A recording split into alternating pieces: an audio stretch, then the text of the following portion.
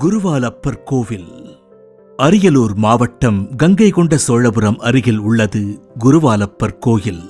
குருவாலப்பர் கோயில் என்று அழைக்கப்படும் ஸ்ரீ வீரநாராயண பெருமாள் கோயில் சோழர்களால் கட்டப்பட்டது. இக்கோயில் 1400 ஆண்டுகளுக்கு மேல் பழமை வாய்ந்த கோயிலாகும்.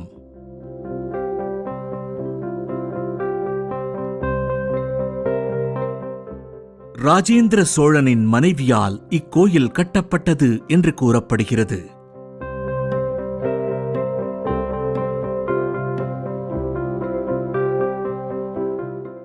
குருகை காவலப்பர் என்ற கோயில் காலப்போக்கில் குருவாலப்பர் கோயில் என்று அழைக்கப்பட்டது.